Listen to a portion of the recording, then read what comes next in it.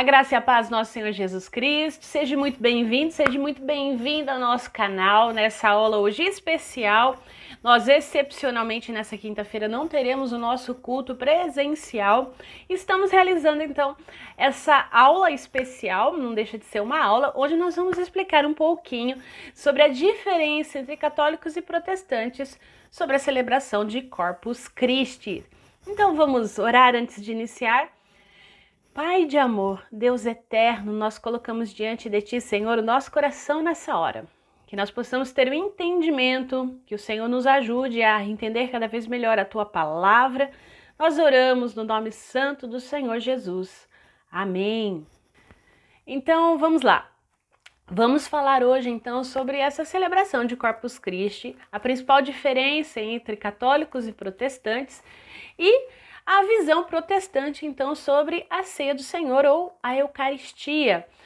Nós vamos basear a nossa meditação de hoje em dois textos, né? Do Elder Nozima, que ele publicou ontem no Twitter dele, e baseado também num trabalho de conclusão de curso do Roberto Góes Raimundo, da turma 2018 da FATIPA, onde ele coloca a ceia, uma abordagem bíblica e teológica para os dias de hoje.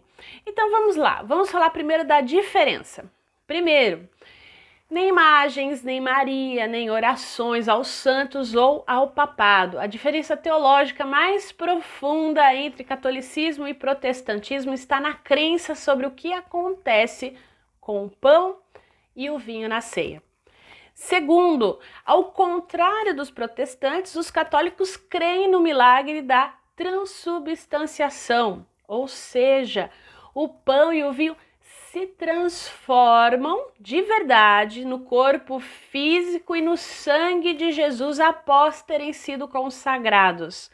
Então, Corpus Christi celebra esse milagre, onde os católicos comem e bebem de Jesus.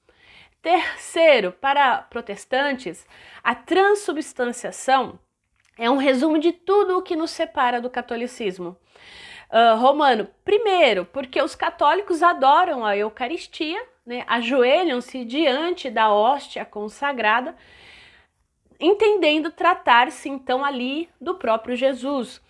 E, para nós protestantes, nós entendemos isso como idolatria. Quarto, no catolicismo romano, a participação da Eucaristia é um elemento importantíssimo na salvação. Afinal, é na adoração eucarística, né, no comer e no beber, que o católico se apropria do sacrifício feito por Jesus na cruz. Para nós, protestantes, isso é essencialmente feito apenas pela fé. Quinto, ainda no campo da salvação, muitos protestantes consideram então a missa como se fosse uma repetição do sacrifício que foi único de Jesus na cruz, o que seria uma contradição. Se a hóstia é o corpo de Cristo e o sacrifício é refeito a cada missa, perde-se aí então o caráter único da cruz, de uma única vez. E sexto, por último, então, isso não significa, porém, que os protestantes são unânimes na maneira de enxergar a ceia. Não existe unanimidade. A questão é o impacto das consequências da transubstanciação quando comparadas a outros posicionamentos, né? Então, nós temos aí na seara protestante vários posicionamentos, mas não que sejam igual à transubstanciação.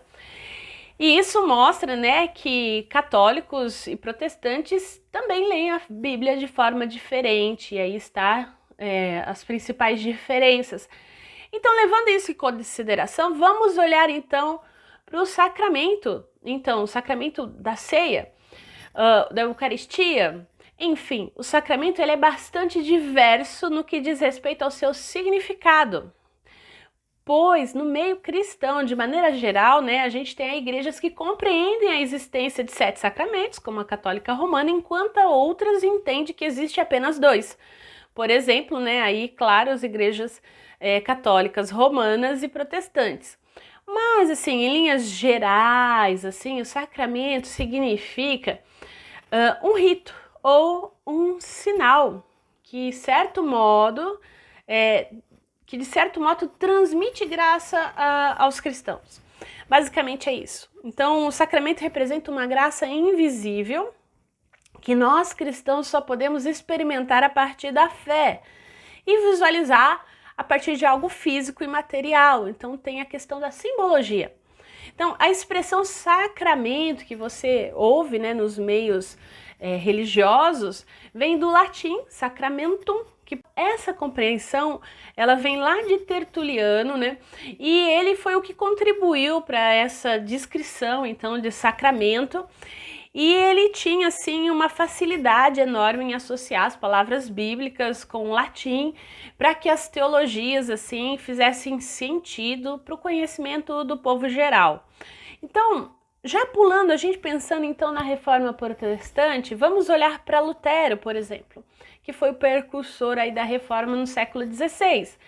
Ele compreendia que existiam 3 sacramentos, o batismo, a Eucaristia e a penitência. Entretanto, ele veio a reformular posteriormente seu pensamento teológico em torno dos sacramentos, afirmando que só existiam 2, o batismo e a Eucaristia. Então, no cativeiro babilônico da igreja, mais ou menos 520, vamos dizer assim, Lutero atacou esse sistema sacramental do catolicismo medieval, sustentando a autenticidade de apenas 2 sacramentos, o batismo e a Santa Comunhão. Então, Lutero, assim como outros reformadores, não concordavam com a alegação da Igreja Católica Romana de que Cristo tinha instituído os 7 sacramentos.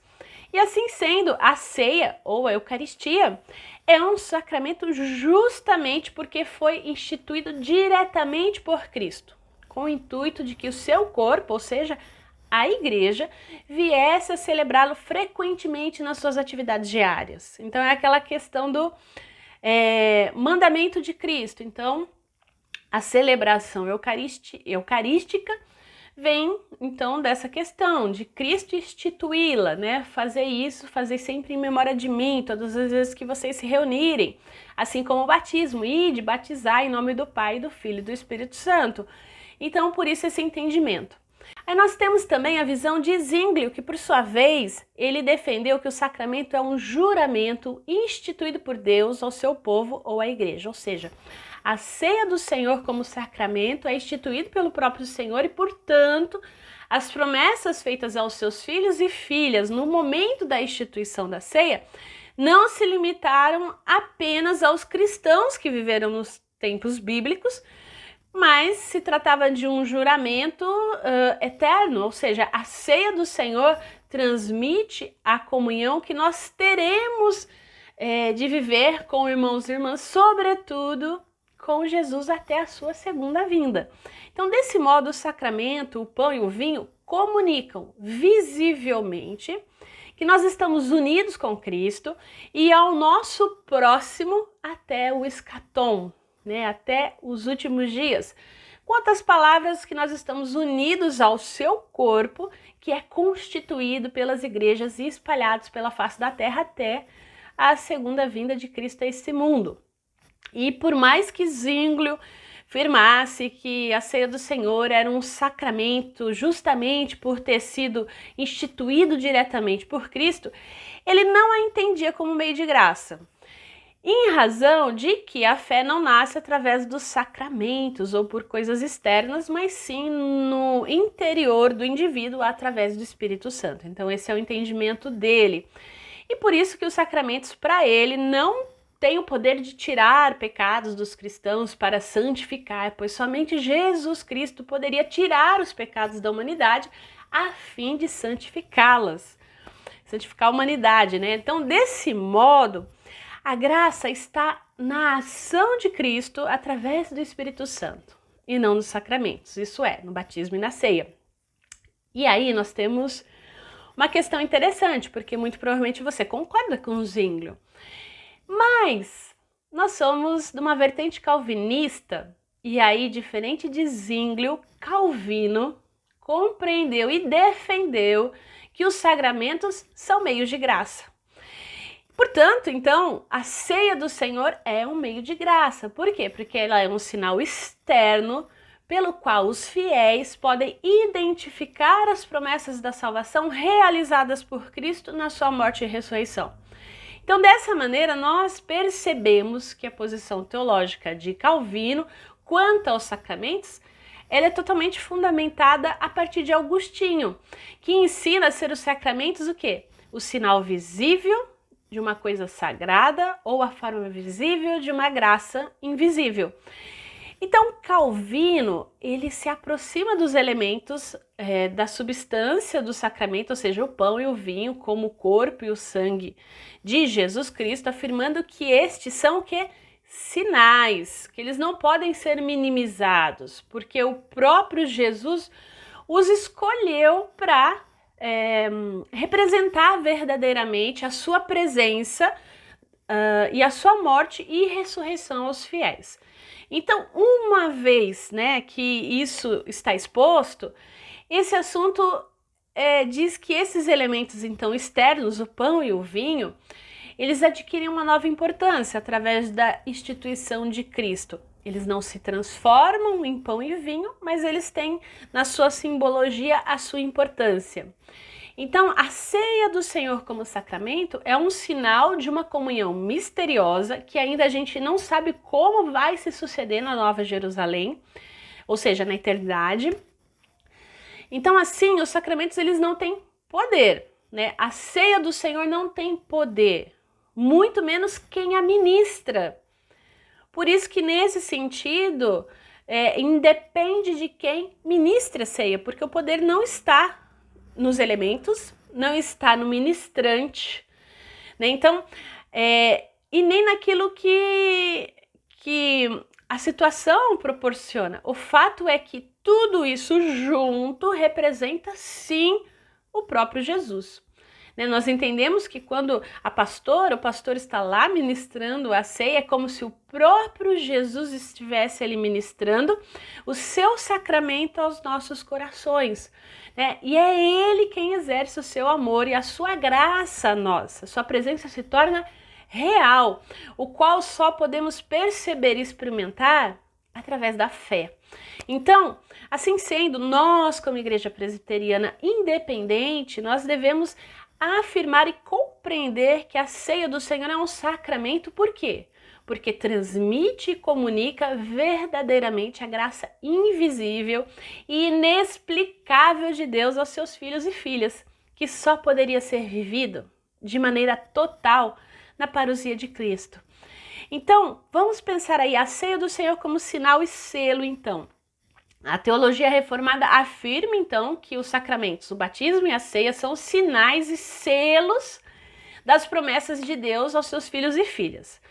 E tendo em vista que são garantias da benevolência e da graça de Deus para nós, assim nós podemos afirmar que o sacramento da ceia do Senhor é um sinal e selo, né, que nos faz compreender a sua promessa redentora.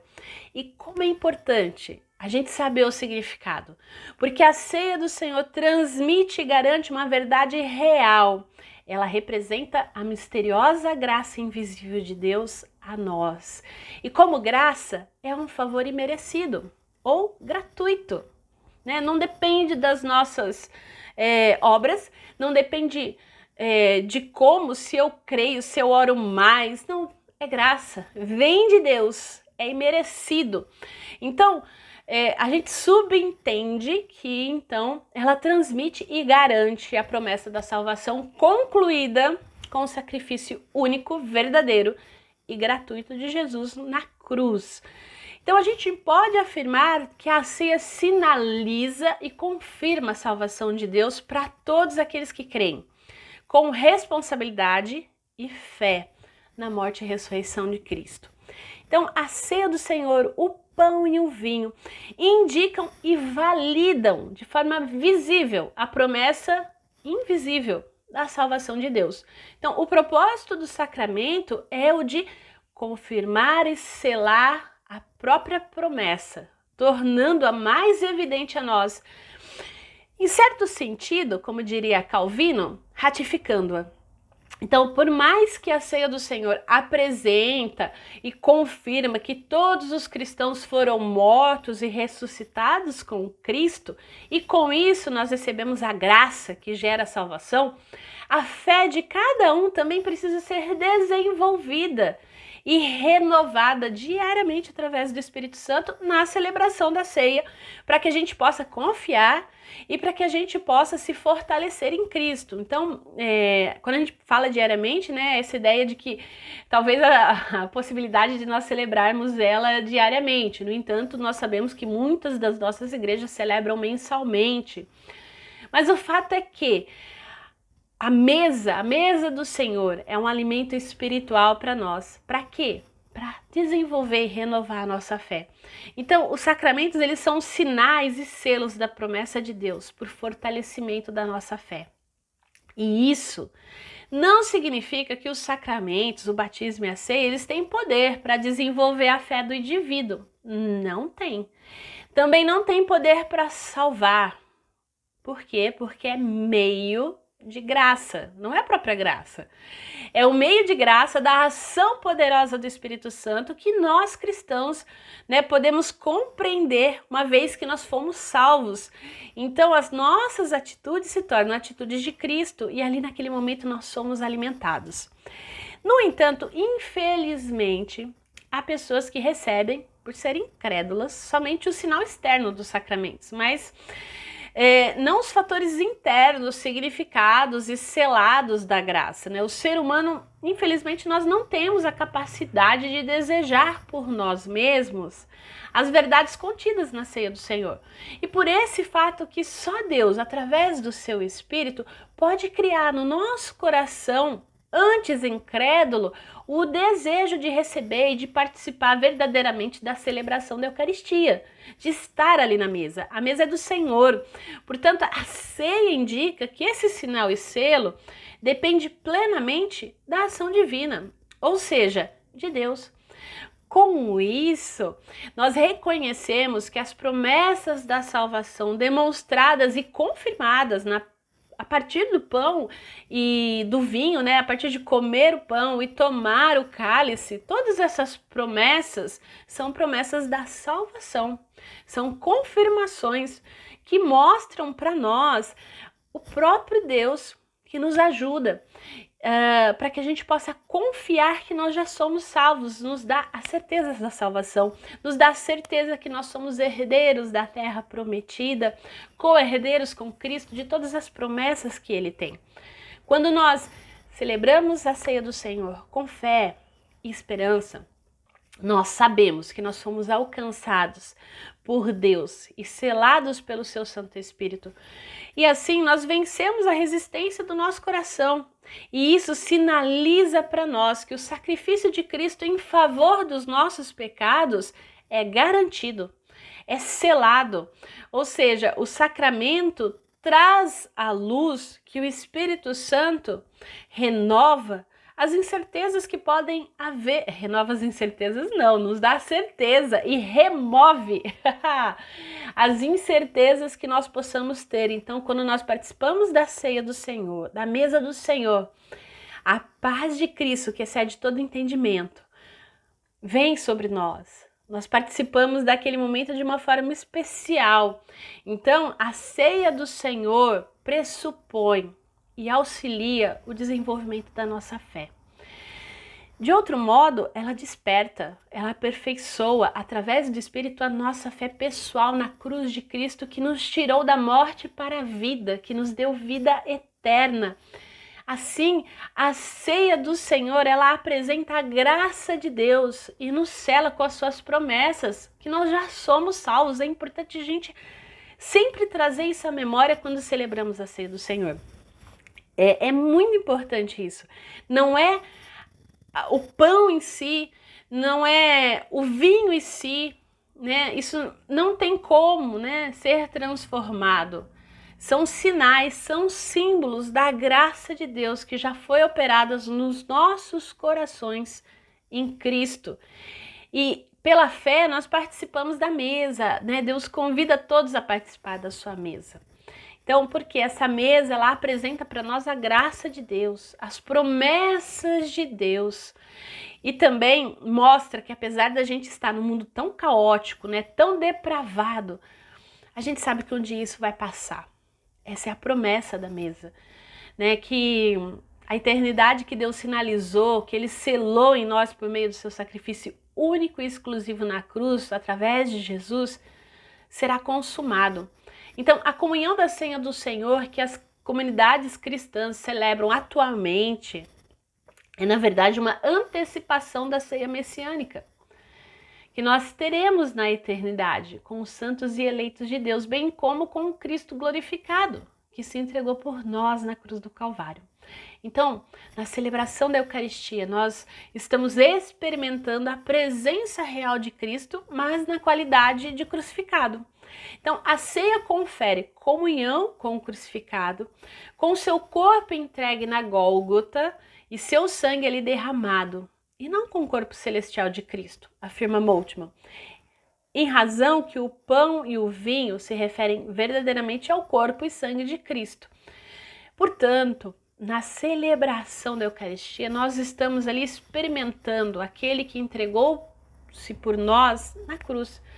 Isso é, nós estamos atualizando o passado no presente. Isso mesmo, atualizando o passado no presente.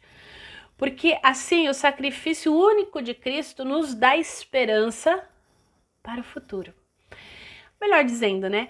Nos dá condição para sentirmos e experimentarmos, ainda que de uma maneira incompleta, o reino vindouro de Deus.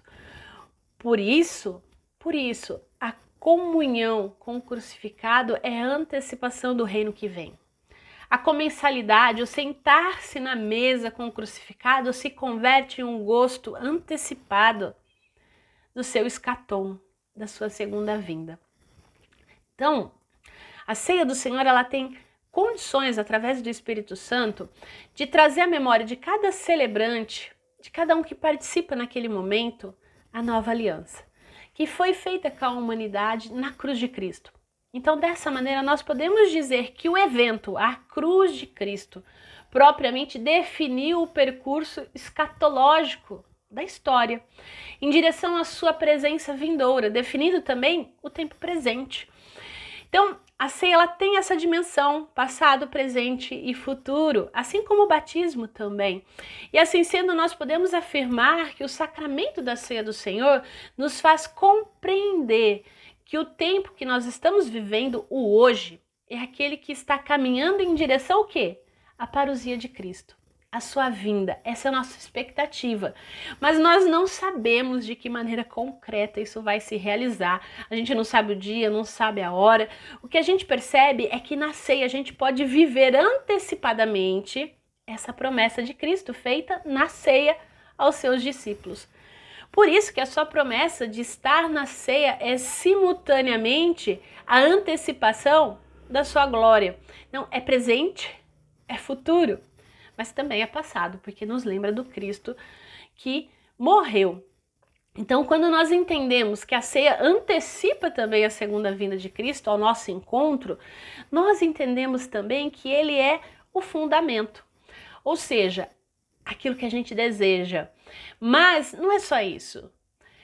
Envolve também aquilo que nos move, ou seja, aquilo que nos faz existir. A esperança é um modo de existência e não meramente o objetivo da fé. Nós temos esperança porque vivemos em esperança e essa esperança vive em nós. Portanto, viver em esperança é estar convicto de que esse mundo difícil, cheio de conflito, cheio de dificuldade, de opressão, de injustiça, vai passar. Ele vai passar. O reino de Deus, o qual a gente espera, né? A gente cria essa expectativa, virá. Então, no momento da ceia, é como se a gente pudesse experimentar um pouquinho disso. Então, quando nós experimentamos na celebração do pão e do vinho, isso passa a ser ainda mais rico, porque nós podemos ver a vitória de Cristo sobre Satanás, sobre a morte, e isso é demonstrado visivelmente aos filhos e filhas de Deus. E por último, o tempo da segunda vinda de Cristo é de maneira geral incerto. A gente não sabe, né? Só Deus sabe quando isso vai acontecer. E visto que Ele mesmo nos predestinou e nos chamou então para a eternidade antes da fundação do mundo, essa incerteza da parousia pode gerar muita ansiedade. Mas o fato é que na ceia do Senhor, essa ansiedade, essa sede por eternidade é apaziguada. Por quê? Porque no sacramento da ceia do Senhor, o Espírito Santo enche o nosso coração com a certeza da presença de Cristo. E quando nós temos essa certeza, nós podemos dizer assim com todas as letras, que nós estamos vivendo o já, ainda não. Nós vivemos, experimentamos, sabemos o quanto que é bom estar ali na presença de Deus, mas nós sabemos que isso ainda não foi consumado. Com outras palavras, nós estamos vivendo pequenas porções do reino vindouro de Deus no tempo histórico, no tempo cronológico, vivendo a expectativa. Então nós abordamos a ceia do Senhor aqui de uma forma breve, muito breve, assim, sobre o período da Reforma, algumas divergências aí entre Lutero, Zwinglio e Calvino. Nós entendemos que ela é um sacramento justamente por ser um mistério, é um mistério. Né, a presença real, assim, os símbolos ali, né, o pão e o vinho, mas o que nós podemos afirmar é que na ceia do Senhor existe a manifestação da graça invisível por meio das coisas visíveis, o pão e o vinho. Então, a presença de Cristo, ela não é corporal, tá, mas espiritual, sendo algo real para quem celebra e para quem está ali junto com o celebrante. Então, diferentemente da visão católica, então, celebrada no dia de hoje, né, o pão e o vinho não se transformam em corpo e sangue. Não. Assim, nós, então, como igreja presbiteriana independente, de tradição calvinista, nós devemos restaurar a prática da ceia nas comunidades locais, com base na presença espiritual e real, né, confirmada por Calvino, e não memorial defendida por Zwinglio. Nos dias de hoje, né, a gente precisa mais do que nunca entender quais são essas diferenças, para que a gente possa compreender a mesa do Senhor e trazer à memória tudo aquilo que Deus fez em favor dos seus filhos e filhas através de Cristo. É trazer à memória o que nos dá esperança, é trazer à memória a nossa herança reformada, entender por que pensamos assim, né? Aqui a gente foi muito superficial, né? Você pode estudar mais a respeito, existe muito material, se você quiser depois sugestões, coisas mais assim aprofundadas, ou mesmo, por exemplo, né? Aqui eu estou tratando muito superficialmente de um trabalho de um colega de turma, queridíssimo, que infelizmente não pôde completar conosco a carreira, né, da faculdade. Ele faleceu em outubro de 2018 num acidente. Para a gente foi muito difícil esse momento, mas ele deixou para a gente assim, a alegria de a gente poder citá-lo diversas vezes, e foi muito engraçado que numa certa circunstância esse mesmo trabalho uma colega de turma usou em um seminário, e ele ainda estava vivo, então foi muito legal podê-lo citá-lo ainda vivo, né? E agora, assim, citá-lo de uma forma, assim, pós-morte também é uma alegria. Então, se você quiser também esse trabalho na íntegra, eu posso fornecer para você, e ele explana melhor, e ele explica muito bem, e eu acho que pode te ajudar também na compreensão. Por fim, para nós, então, finalizarmos a nossa aula de hoje, a ceia do Senhor, né, ela precisa ser repensada com amor e responsabilidade por todos os cristãos. Não é apenas um momento do culto, uma vez por mês, não é isso. É um momento de manter viva a nossa esperança, de trazer à memória as diversas libertações que ocorreram, seja nas narrativas bíblicas, seja na nossa vida, seja na vida da humanidade de forma geral, para que a gente possa desfrutar da plena justiça do nosso Senhor Jesus Cristo. Ele nos convida a participar, a viver essa esperança de que o reino de Deus será consumido e será assim de forma plena no futuro.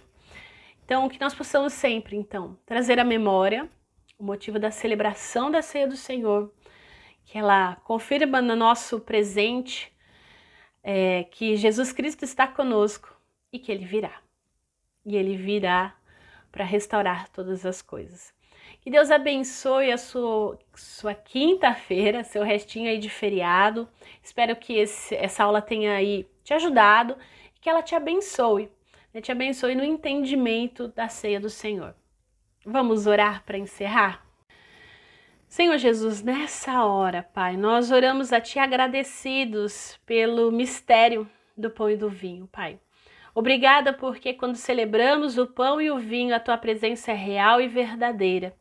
Traz ao nosso coração, Senhor, que o sacrifício feito na cruz por amor de nós, ó Deus, foi realmente concretizado através da sua ressurreição e nos dá a certeza e a esperança de que viveremos contigo da eternidade.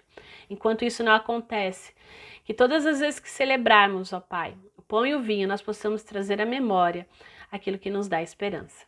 Fortalece cada um que participou dessa aula. Nós oramos assim agradecidos, no nome santo do Senhor Jesus. Amém. Amém. Bem, que Deus abençoe muito a sua vida.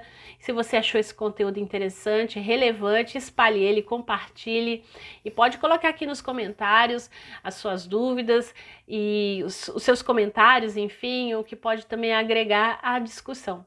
Até a próxima, se Deus assim nos permitir.